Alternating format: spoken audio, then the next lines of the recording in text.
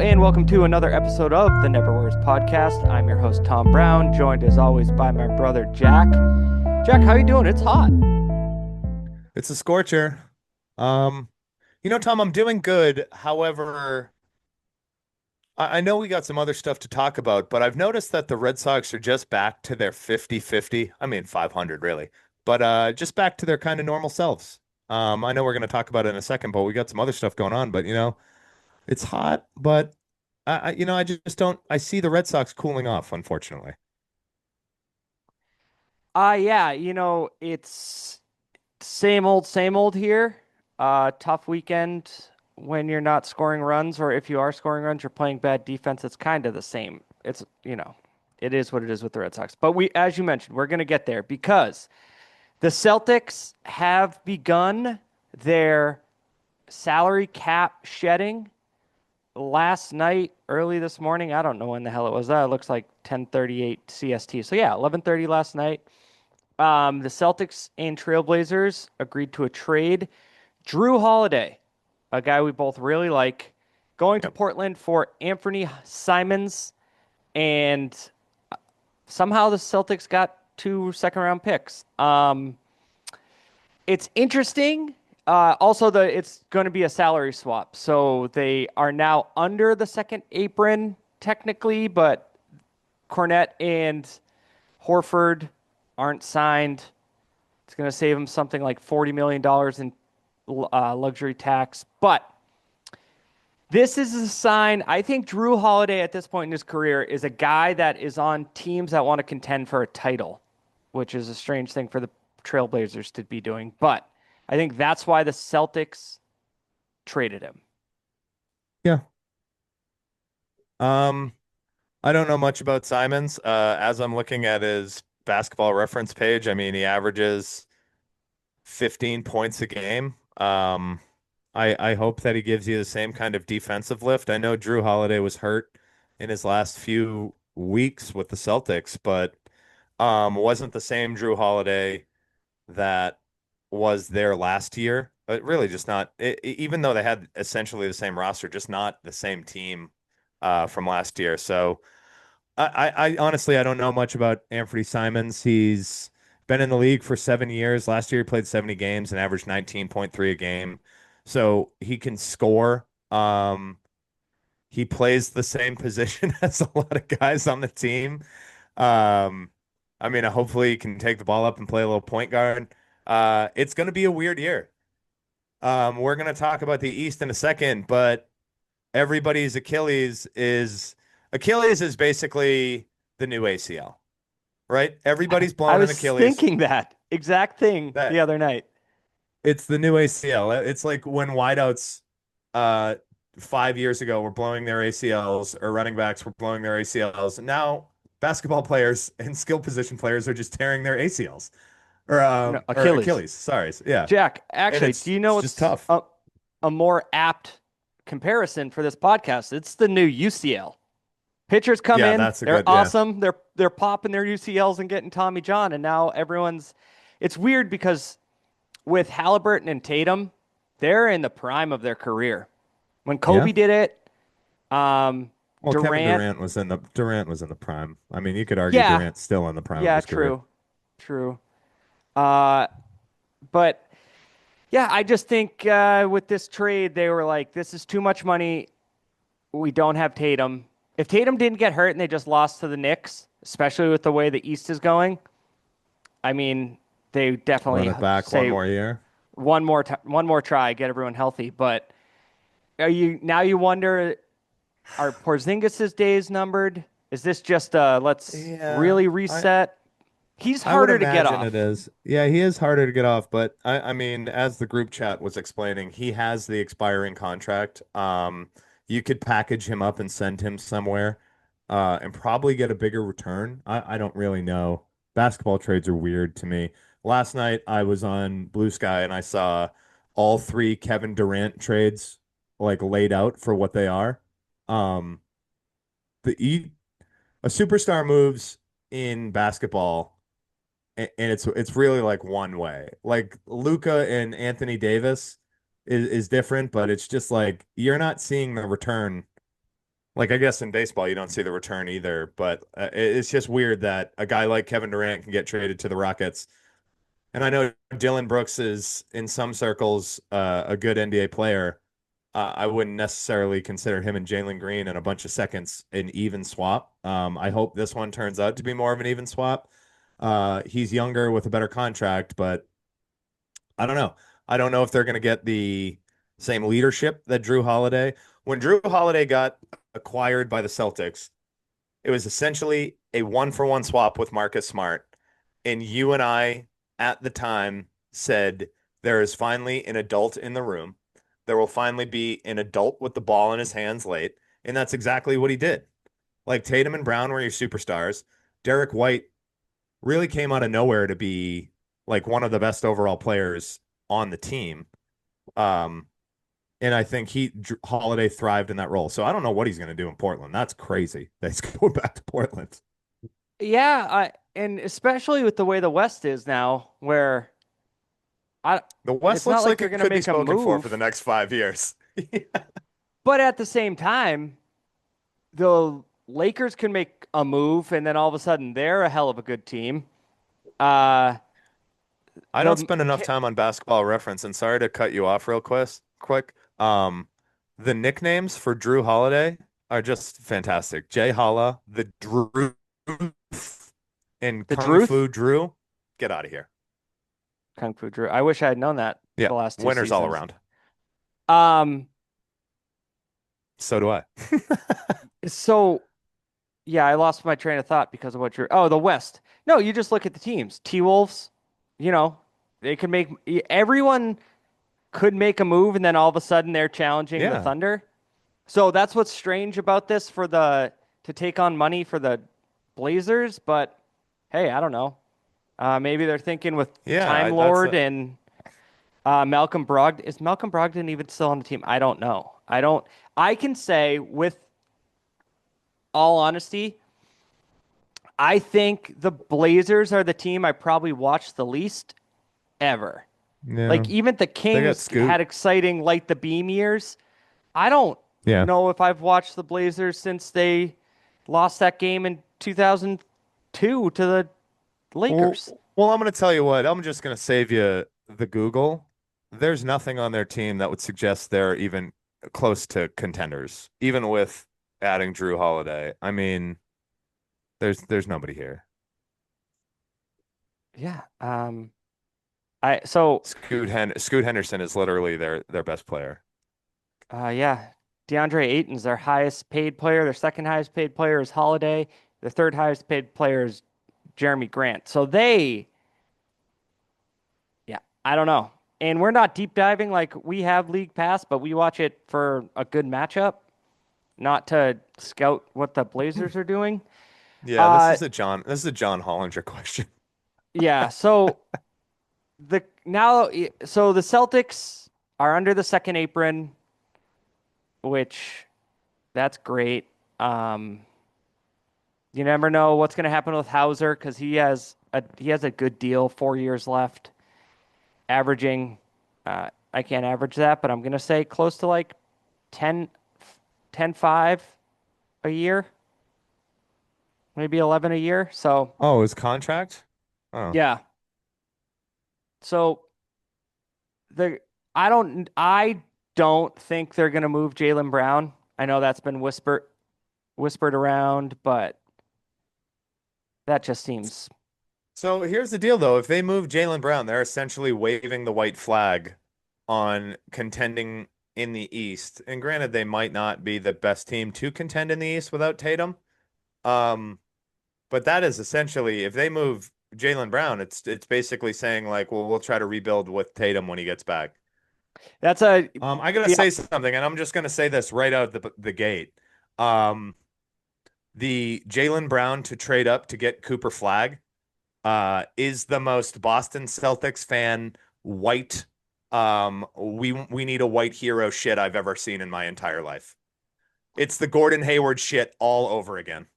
Oh, hold on. It's we need a white superstar in Boston and it's fucking that's what it is. Do you know what that? Do you know what else is attached with that? He's from Maine. No, zero teams take Jaylen Brown instead of having that number one pick for Cooper Flag.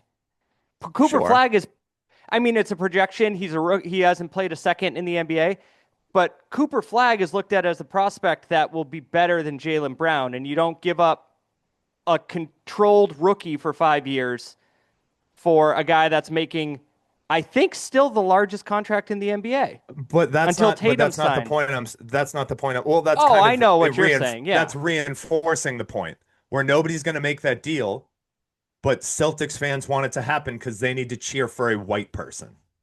totally. And it, I'm just baffled because no, the Mavericks aren't going to say yes to that. That's the other thing. That's like the Red Sox should just trade for Otani. That's just Yeah, no, in what exactly. world? But as you mentioned before, uh, usually superstars you get stuff back, unless you're the Boston Red Sox. So if you are going to trade Jaylen Brown, you need to get a huge package. It's not going to be Cooper Flag. That is just the most asinine thing. That's like it's so stupid. It's not even fathomable, and that shows you the level of radio callers. But Honkery. honkery, sure. Uh, yeah, it's just I think if you trade Jaylen Brown, I mean, Desmond Bain just got what, 4 first round picks? You have to get a Yeah, decade of first round picks if you're trading it Jaylen really Brown. is. It's the return for Pierce and Garnett, really. And anything less than that is a Fenway Sports Group level ridiculous return. Like, Really hammering on that. well, I just think of how good Mackenzie Gore and James Woods are, and they are what the Nationals got for Juan Soto. They Yeah, got and CJ top Abrams, right? prospects and CJ Abrams. So Yeah. it's just ridiculous. Especially after Devers hit a home run this weekend. So we talked about the East. We talked about the trade. I think more moves are going to happen. I don't think Jaylen Brown's going to be one of them. I I think Porzingis, um, 30 million for 1 year, a team might take that on, but I don't know. They got the exact season they needed out of him in 23-24 to get to and win the NBA finals, and he didn't even play in the playoffs. He played like 2.5, 3.5 games. Yeah, So I think his career is going to be remembered as a giant what if. Yes, he won a championship. Yes, when he's playing, he's among top 15, top 20 players in the NBA. However, he should get more of the Anthony Davis criticism for not being on the court. yeah, and I think that's why Dallas. I think Luca didn't want to play with him because he was like, "Is he going to play?" Um, Washington's Washington, so you just kind of forgot about him. I think he had good seasons, but I don't know how many games he played. And then he was electric and healthy for most of the season in 2024, and then pulled a calf. Like it was just They were like heart sinking. definitely a different team with him on the floor. A However, healthy Porzingis, and it's a perfect way to cruise right into the NBA Finals. I'm watching the finals the whole time, and Indy's defense was good, and there was a magical run and all that. But after watching the Nuggets series and the NBA Finals, I was like, God, a healthy Celtics team. The Thunder didn't want to take it. I kept thinking that.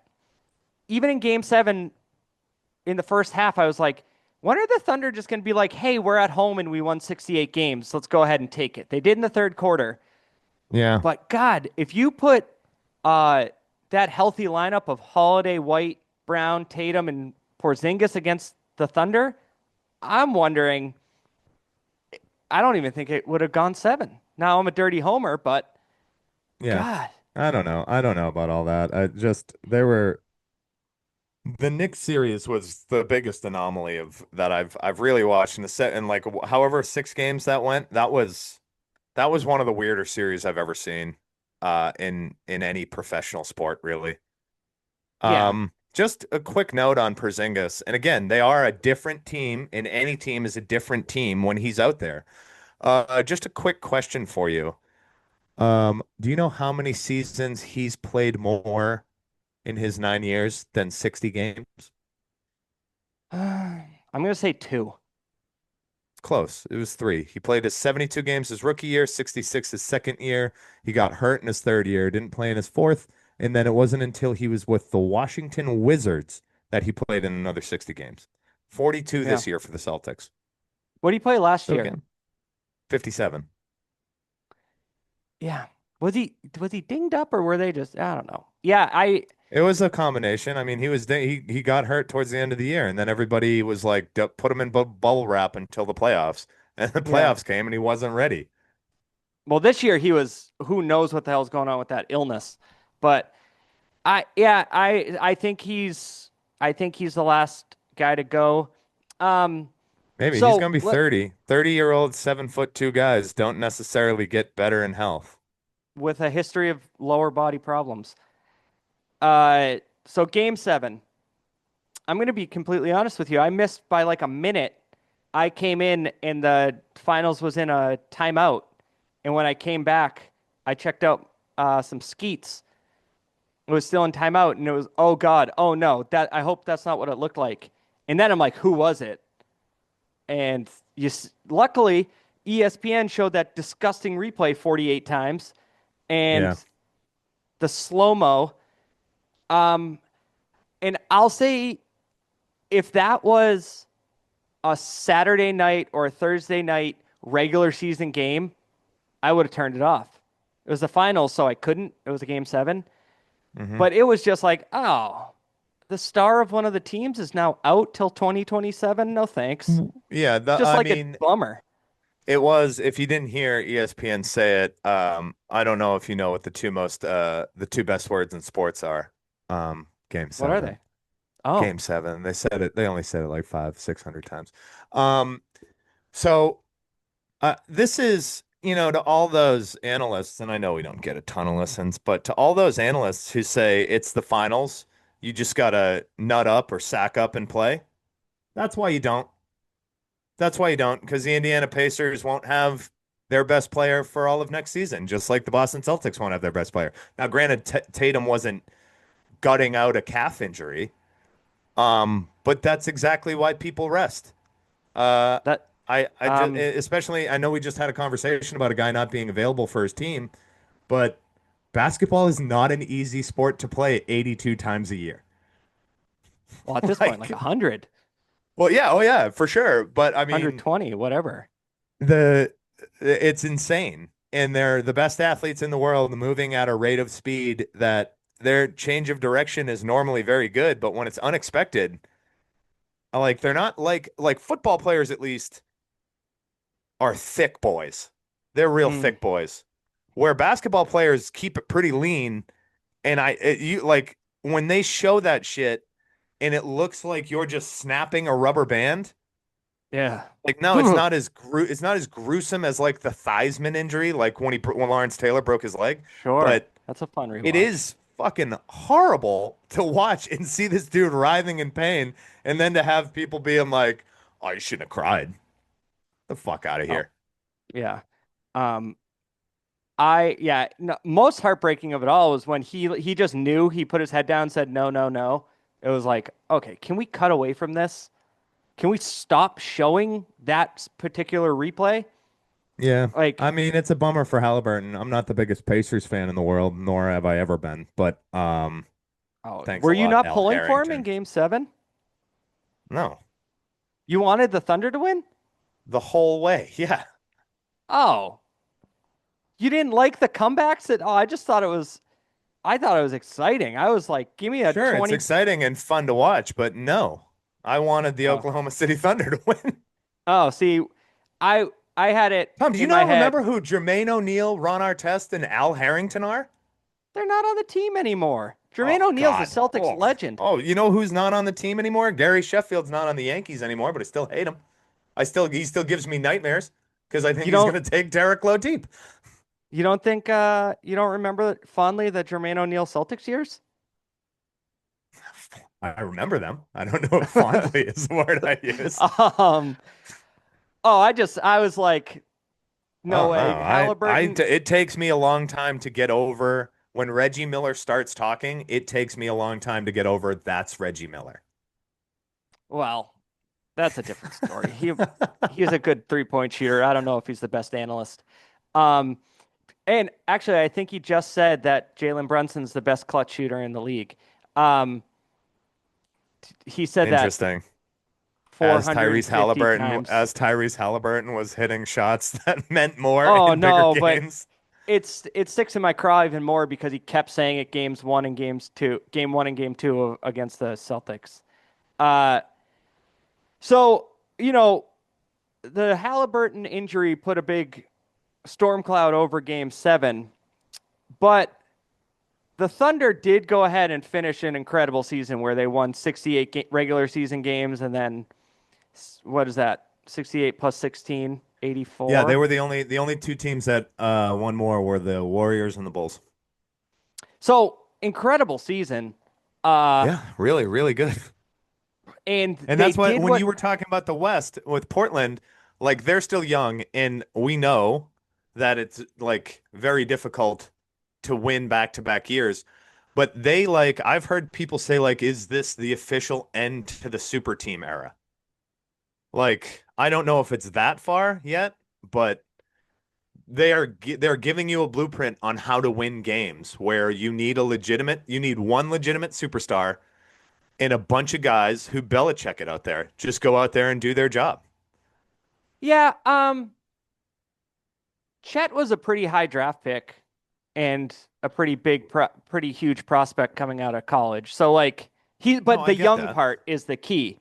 Um, But it's mostly homegrown. I know SGA is not homegrown, but it's mostly homegrown and building. You're not signing right, your Hardens and your Durants, totally. And which is um, funny that I said those two players who both yeah, start who both made Oklahoma City known. unfortunately for all other teams that are like sitting because it's Tuesday, Wednesday is the draft, sitting in their war room, thinking, should we give up the best number one prospect in 20 years for Jaylen Brown? They don't have Sam Presti running their team. So Sam Presti in the same draft drafted Chet Holmgren and J Dub. Yep. J Dub was a second rounder, so that's that's not happening. That's why the fact that they're that young and all together is terrifying for the league. Where you could say everyone says this: is this the beginning of a new dynasty? The Celtics last year knew it all depended on health. The Nuggets didn't anticipate Jamal Murray becoming completely hit or miss, depending on the night. You don't know. So, and then the Bucks decided we have something good here. Let's blow it up. Let's take our calm, defensive minded point guard and give him to a conference rival that we just battle through in the playoffs every year in the Celtics. But yeah, there was a rumor or there was a post afterwards. Someone said this is the most subdued championship locker room I've ever seen. He said a bunch of people have left already. They weren't going crazy in there. And when I saw that, I was like, are they just so young they don't get what they just did? Like they didn't have to So lose 4 times in the playoffs and just get like the Celtics did all those years to the Heat. And yeah, then I know what you they mean. could have gone up 3-1 against the Warriors and then Steph Curry murdered them.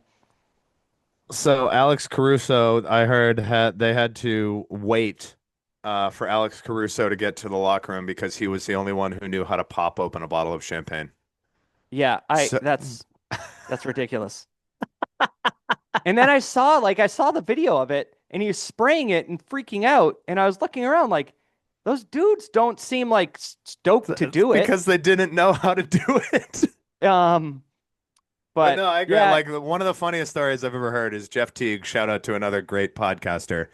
Jeff Teague's podcast. He said when he won in Milwaukee, he said the after party was so lame that he left and he called his friends and he's like, "I'm gonna go home and play 2K." And they're like, "What are you doing?" yeah. And then the Celtics got blown out in game 4 against the Mavericks because they had plans to do the trophy ceremony, do the locker room stuff, and then fly to Miami, Yep. which I doesn't that make game tons of four. sense. I mean that Oh, that who cares? series. Yeah, exactly. That was the. I gotta tell you, The the series. The second Luka Doncic had his little hissy fit, it was yeah, like, oh, okay, the okay, I see what this team is.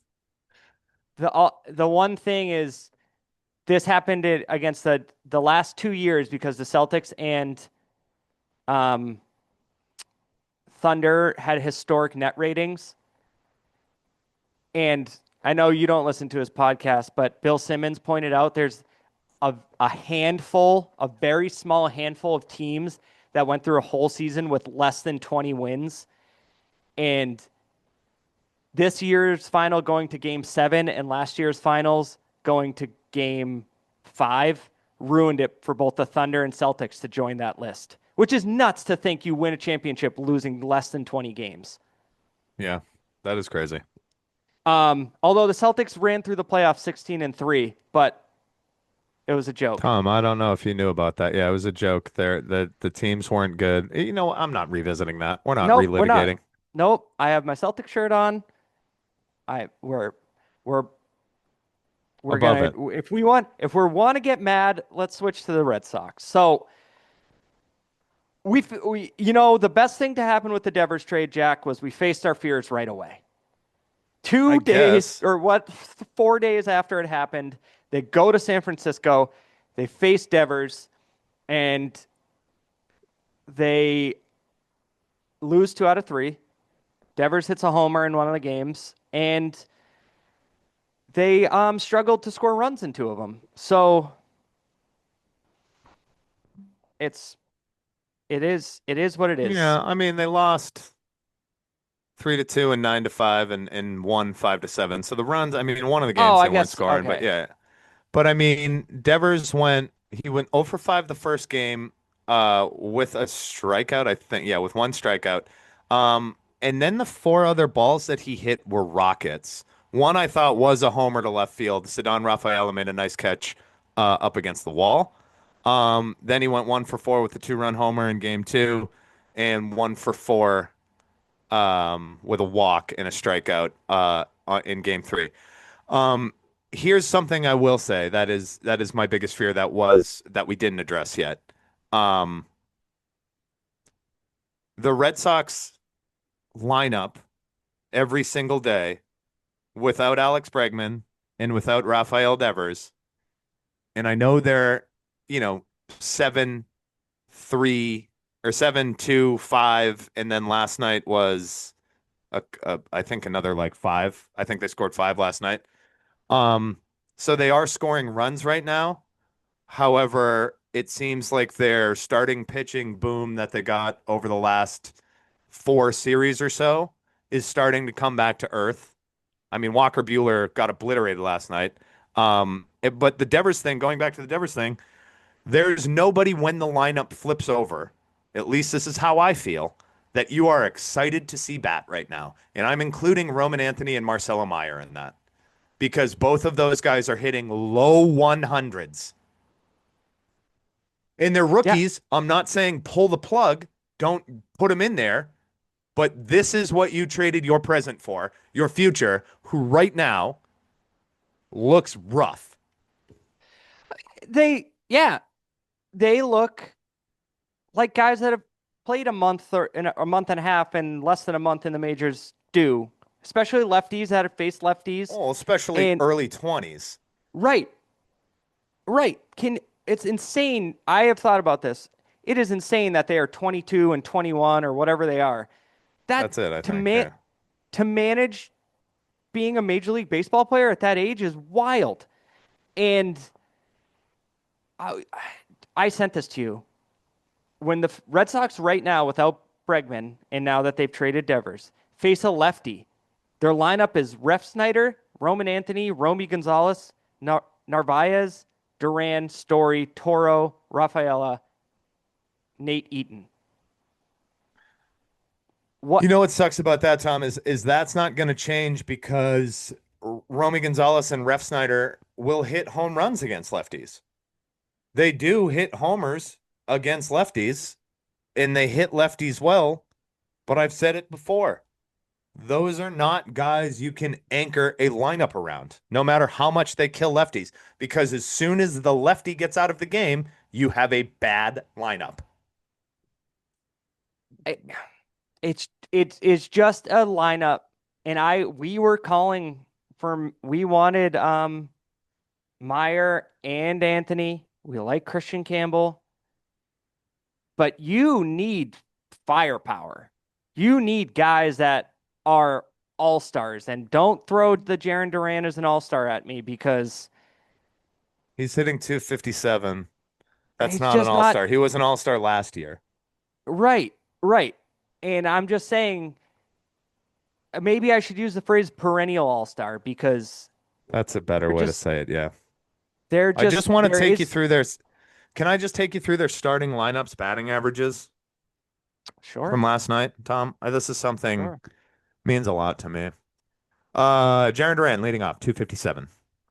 Abraham Toro, he's my guy, and he hits well enough, maybe not to be the second hitter on the lineup that you're going to try to tell me is a playoff team, 291. Roman Anthony, the third hitter, 128. Can Trevor I just take a Story, sidebar here? Just a little asterisk, little footnote. It's unfair that that dude's 21, has been in the major leagues for like 3 weeks, and you trade your best player and then say, "Hey, go hit third." Like that guy should hit seventh. 100%. It almost feels like all the people who were clamoring for Roman Anthony uh when the Red Sox were playing their normal brand of baseball. Uh it's almost like Craig Breslow is like, "All right, fine. He's not ready, but here you go." And he's not. He's not ready. 128 for Roman Anthony, your third hitter. Your cleanup hitter, Trevor Story, who's been hot right now, a balmy 235. Wilyer Abreu's back from the IL, 253. He's clearly the best hitter in this lineup right now. Rafaela, who's been scorching hot in the month of June, 256. Marcelo Meyer, 186. Connor Wong, the only remnant from the Mookie trade, 157. David Hamilton, the new replacement for your stud Christian Campbell, 181. Okay, can we at least take one positive out of all this?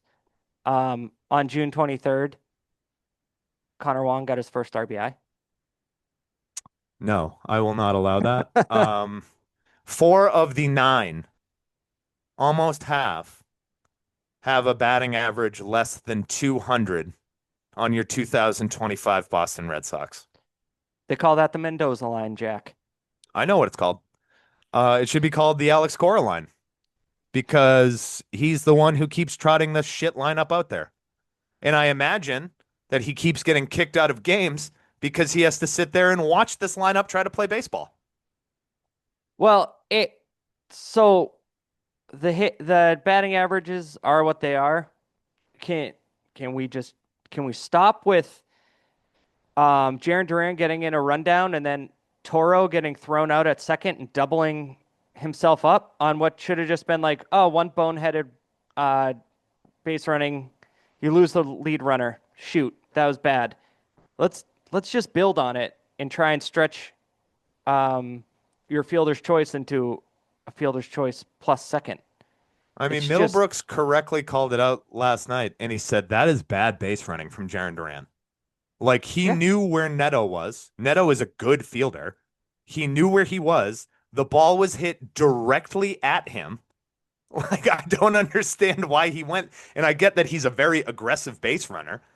Um, and then Toro, you're taught to move up when you see a rundown. But he just didn't do it quick enough or slyly enough where it was a great play by Renifo.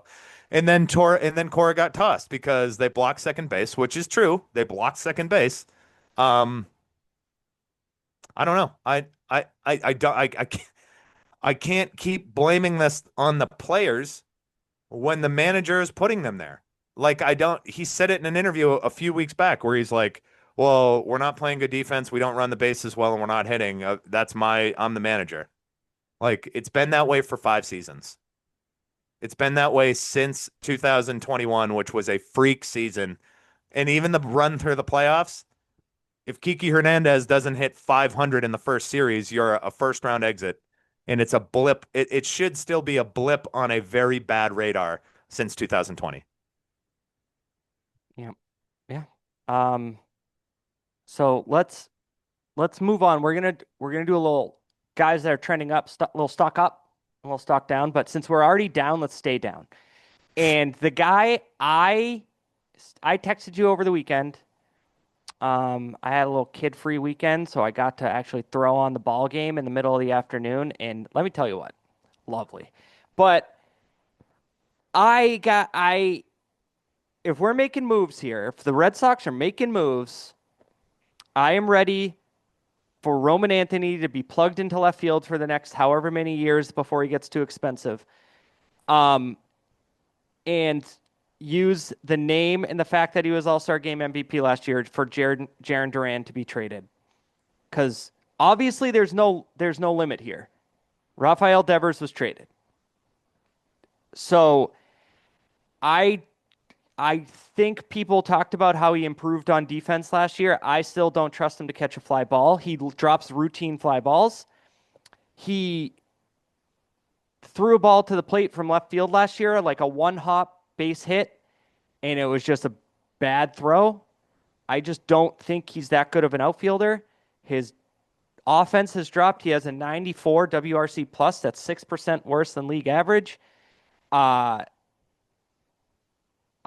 he hasn't hit a home. He's hit one home run in June, and then you have to go back to May 24th for his second home run.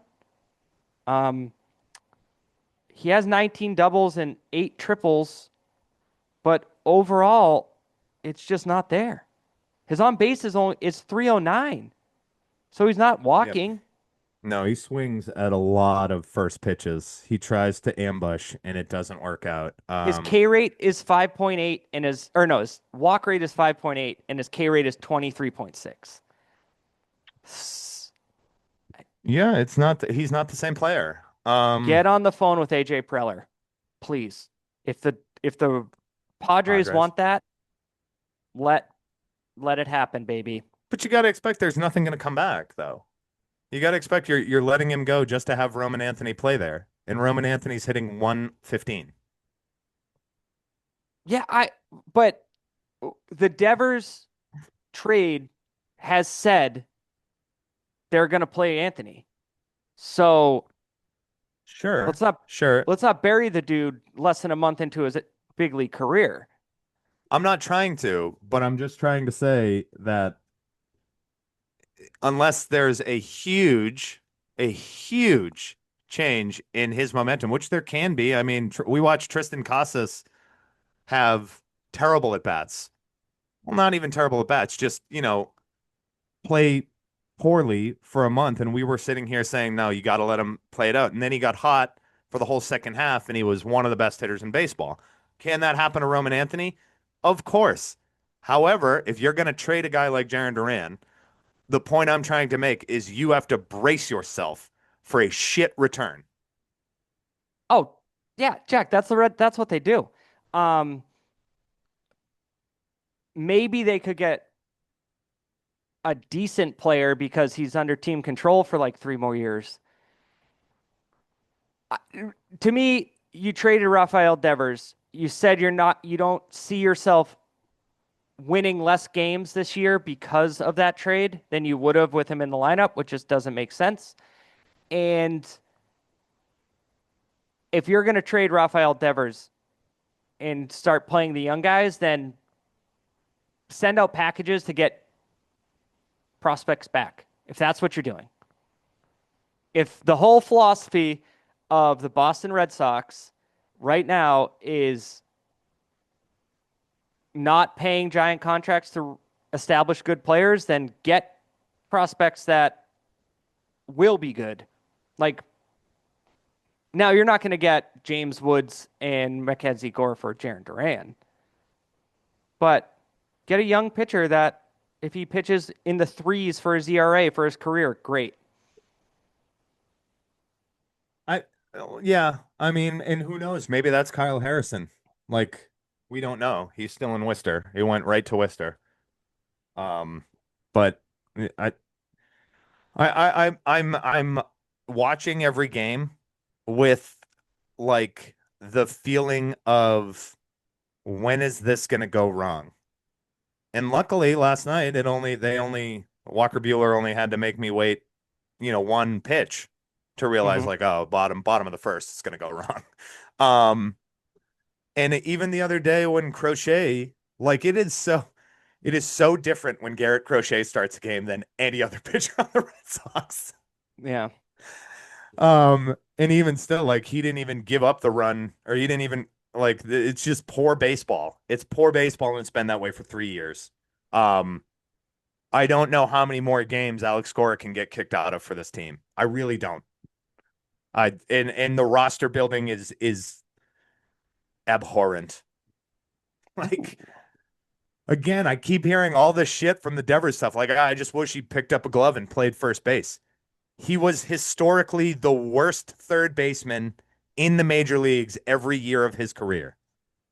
And you just want him to learn a new position. That is not a good fix. And let's stop this nonsense of, oh, I just wish he picked up a glove. They said put it away. Yeah, no, that was a And that when was they a Dave signed, O'Brien line. yeah. And when they said, we're signing Alex Bregman, he's our third baseman, put your glove away, they could have said, hey, but, you know, we're really smart. We're all from Yale. We have a sports consulting firm. Tristan Casas has had a hard time staying on the field. You want to stay active and stay available to help us in the field. Now, it's spring training in this scenario I'm describing. Here's the first baseman's mitt. We're going to build you up slow because we want the best chance for you to succeed. And maybe the algorithm in the sports consulting firm spits out a better result on Devers if you can slot him in as a first baseman, possibly. I know you had a first baseman, a young guy we both like who has trouble staying on the field. I stop this nonsense of I wish he just picked up a glove. That was on a whim because Casas got hurt. They should have planned for it and said, okay, well, what if we start building you up at first base? It's so annoying. But now we're gonna end the podcast on a high note. Do you want me to just, you know, early 2000s Kobe style? I'm the other four Lakers. Get out of the way, or mid 2000s, get out of the way, and let you talk about Sedan Rafaela. Well, I mean, you can. I just think that literally out of everybody, and I know I'm not including the big three because I don't think that there's any plan to move off of their future plans for any three of them until, like you said, they get too expensive or too good at playing baseball. Um, However, I think the most untouchable person on this entire roster is Cedon Rafaela. Cedon Rafaela. Um, he plays the best defense on the team in center field. You can clearly see how much better he is at defense when he's the everyday center fielder rather than playing second or short. He's hitting, I think he's back down to like 300 for the month of June, 5 homers and 9 RBIs. Pretty impressive from a guy who spent the majority of the month of June in the 8 spot. Um, Hitting with again, you saw the production there. His 250 is among the team leaders in average. And I think he's finally playing the best baseball of his career. And he's like really the only guy I'm excited to see come around in the lineup. And again, I think defensively, he's Willie Abreu won a Gold Glove last year, and Cedar Rafaela is way better of a defender than Willie Yeah. Abreu is. Who knows if he could have contended in center field if they had just left him there. Um, Well, zone rating and defensive DVR would tell you that he can, and defensive runs saved. yeah. And ag- again, maybe a roster thing if your shortstop gets hurt and you have to put your center fielder there, but uh Not the guy who you lucked into, Marcelo Meyer. You wouldn't put him at short. You'd put your center fielder there. so well hopefully this year they wouldn't do that. Oh my God, I'd lose my mind. I just would lose my mind. Cora is on Give me record saying Rafaela can play there. If we have to move Campbell to first, Rafaela can play second. Rafaela can play short. giving me heartburn.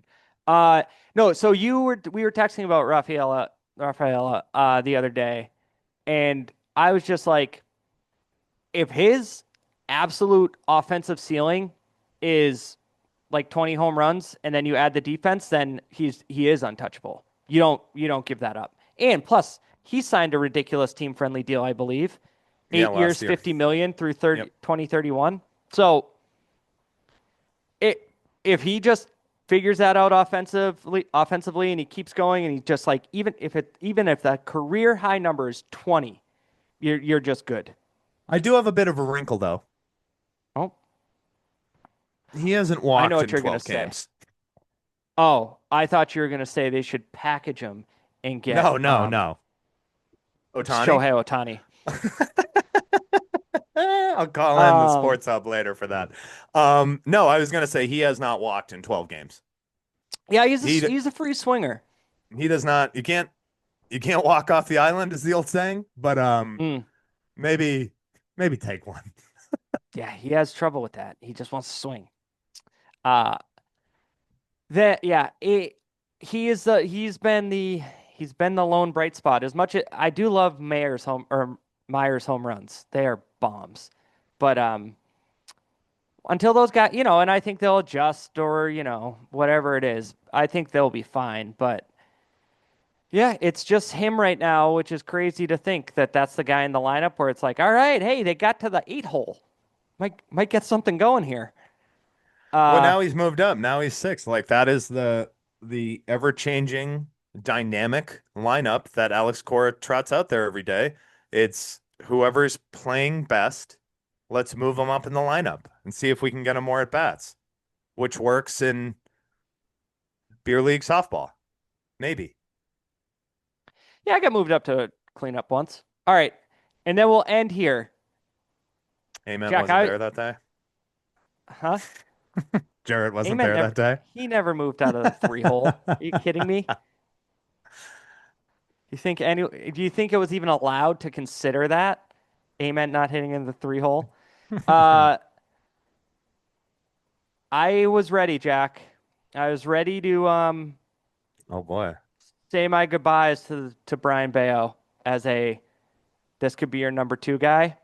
And then what does he do, Jack? He found that he can throw a cutter, and it has Yeah. changed everything. In his start against uh Crud, who was it here?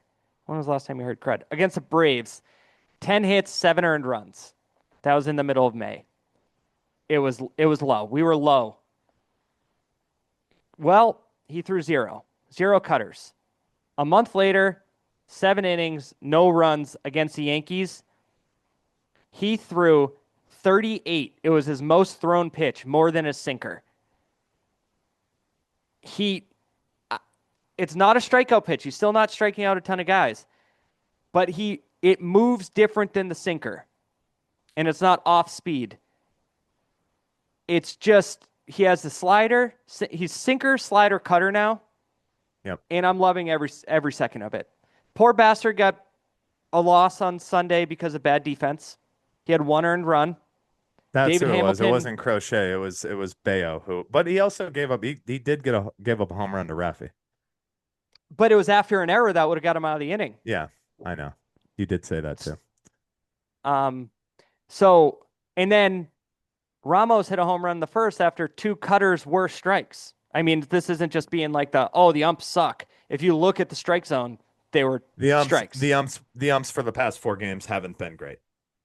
They're So missing some calls. Like I get why Cora's pissed and he gets ejected. However, like the umpires also what was he are not. bent out of shape about last night? I fell asleep, so I was In the catching in the up. play where Toro advanced, their Tried second to advance. baseman, yeah, Block the plate. their Block the blocked the bag, which yeah. should have been given him, and then uh they said no, he didn't. I mean, the replay clearly showed it, but it's not Oh, he something they dropped can his review.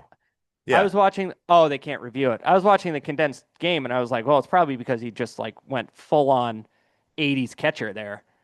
yeah.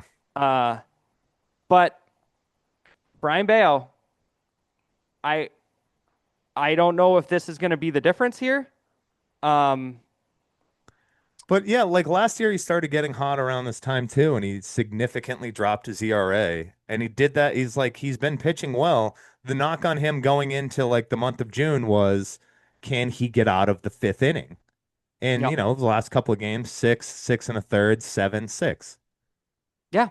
And I mean, he's still getting hit hard.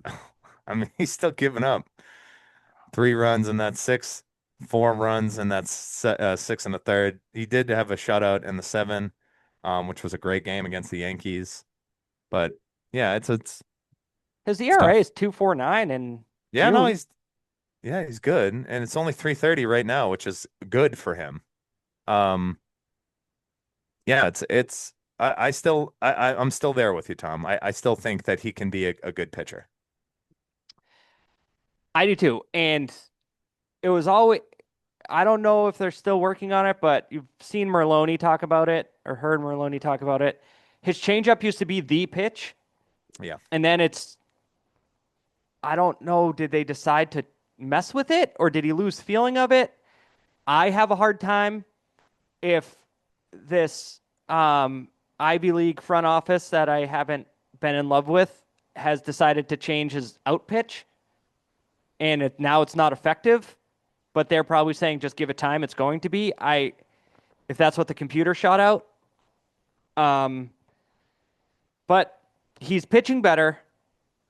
You might the contract is signed, so he's on the team till 2029. So if he's figuring this out, fantastic. Yeah. Then if you have your 1 and 2 with him and Crochet, now you just gotta figure out the next 24 guys.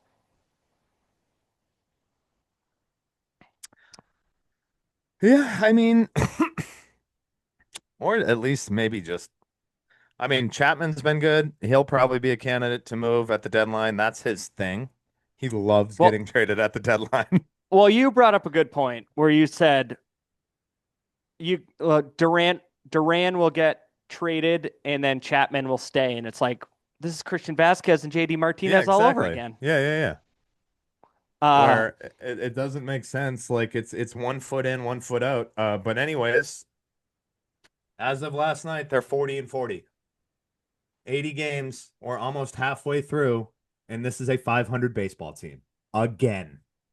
hmm It's actually now it's getting comical. I don't agree with that. But Crochet is going tonight, so most likely against the Angels, 41 and 40. Then you got the getaway day. Who knows? That's probably not a good sign. Back to 41 and 41, They're only which playing 2 games in Anaheim. no, tonight and Wednesday. Oh yeah, yeah, right. Getaway day, meaning they'll play during the day and leave, right? Yep. All And then right. back home Um, for the Blue Jays. so we will be back next week. It's the end of June. God, it's gonna slow down a little bit here. Because it's just going to be Red Sox games unless some more trades happen with the Celts. So, you know, who knows? We'll be back maybe next week, Well, but we if need not, we we'll. need a we definitely need over the next couple of weeks an all-star show. Oh yeah, of course. But I'm just saying, once you get into those dog days of summer, content really slows down unless we come up with a gimmick. Maybe Tim I could was gonna contribute say something. that'd be great if we could get Tim involved for, maybe even a baseball think piece, but I would actually disagree with you and say towards the end of July, we're gonna really, really ramp up because I mean, I know it's late in the podcast, but I don't remember the last time I've been this excited to watch the Patriots play football. Yeah. And Well, it's all we have left. when that training camp starts, I'm gonna be even more excited. But with like a good deal of nerves too. Well, just let's temper everything, people. That's what I know what you mean. I know what you mean. We talked about it. We had the 10 win conversation. But at the same time, I'm still excited to see what year two Drake May looks like. Um, and yeah, who knows? Let's hope Coach Vrabes is the guy. Everybody says he's the guy. So that makes me All more right. nervous. Maybe we'll When finally do guys, our get Tim on here next week and do our big sports movie something. oh, yeah, that's been people are clamoring for that. I get text every day. Yep, me Not too. about that, I just get text. All right, Jack. I'll talk to you later. Bye.